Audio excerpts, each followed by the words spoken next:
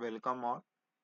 In this session, we are going to see the conversion based upon binary to octal.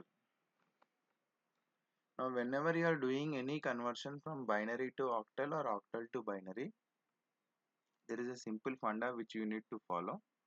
That is, when you are having a conversion, whenever you are having a conversion from binary to octal or octal to binary, it's a simple thing that the base 2 is converted to base 8 system. Now, what happens? This base 2 can be written as, here 8 can be written as 2 power 3, means 3 bits in your binary represents 1 digit in your octal. Means if I am having, for example, if I am taking value 10101011 to the base 2, I want to represent it in octal. So what can be done?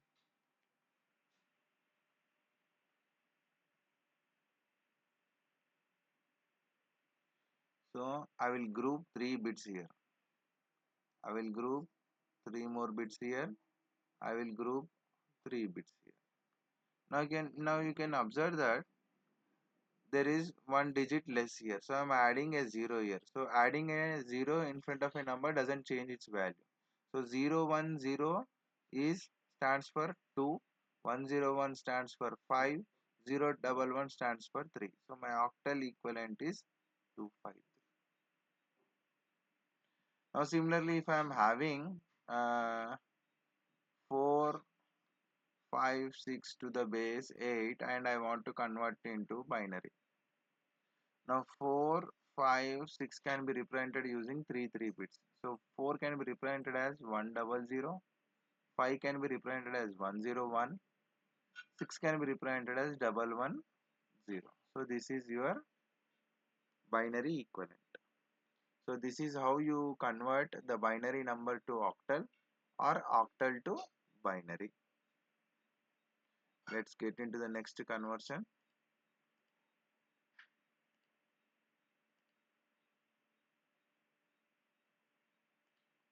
That is hexadecimal to binary and vice versa. Let's take the number now. That is what we call, we let's take base 16 to be converted to base 2. Means I can write 16 as 2 power 4 is equal to 2 power 1. Means one digit in my hexadecimal represents 4 bits in my binary. For example, if I am taking a number FA2 to the base 16, I want it to be in binary. So FA2. So F can be represented using 4 bits, 111 as binary for F equivalent. F stands for 15 in hexadecimal. A stands for 10, that is 1010 in binary. 2 stands as 0010 as binary. So this is the equivalent number for your FA2. Now, for example, if they have given binary, for example, 1010111010 to the base. Now, if he is asking to represent in hexadecimal, let us see now. Let's take group 4 bits. Now, I am grouping these 4 bits. I am grouping these 4 bits. I am left out with 3 bits. So, I am adding 0 to it. So, my number will be 0101 is 5, 0110 that is 6, 1010 is 10 that is represented with A. So my answer is 56A. So this is how the conversion that takes place between hexadecimal to binary and binary to hexadecimal. Let's get on to the next conversion.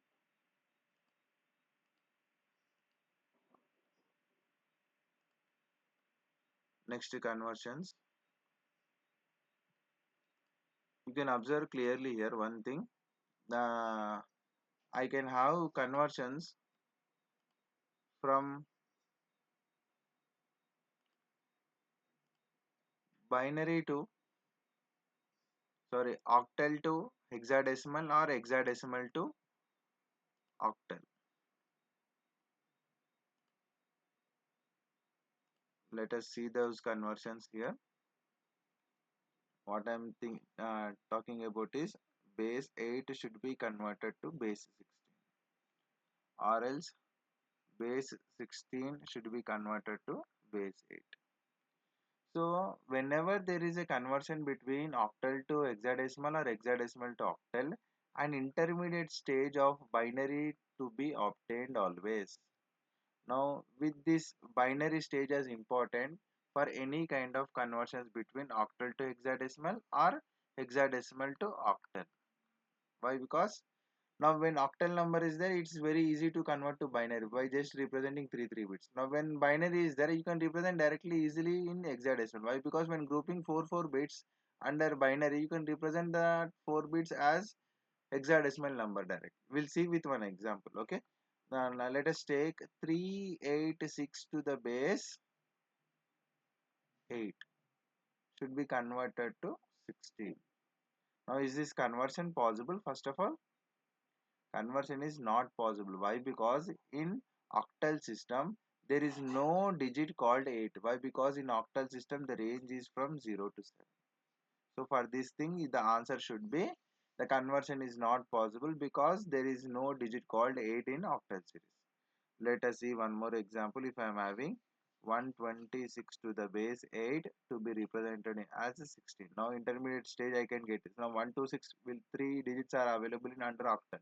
So 1 can be represented under binary as 001, 2 can be represented as 010, 6 can be represented as 110 as my binary value. Now let us convert it to hexadecimal. Now for hexadecimal I need to group 4 bits. I am grouping 4 bits. So my value will be now here. So my value for 010 is 5, 0110 is 6. Now that is I am going to have my hexadecimal value as 56 to the base 16. So this is how you convert the octal number to its hexadecimal number. Now let us see hexadecimal converted to octal. Let us take an hexadecimal value. If I am having a value called A3 B4 to the base 16 to be converted to base 8. Now intermediate stage binary can be calculated as A is 10. So I can write it as 1010 in binary. 3 can be written as 0011. B can be written as 11. 11 means 1011 as 11. 4 can be written as 0100 to the base 2. Now let us group into 3 bits. Why? Because I need the answer in octal. So group 3 bits. So this is my 3 bits. Next this is my 3 bits. This is my 3 bits. This is my 3 bits. This is my 3 bits. I am left out with only one, so I am adding 2 zeros to it. So this becomes 1, 2, 1, 110 is 6. Next 110 is 6.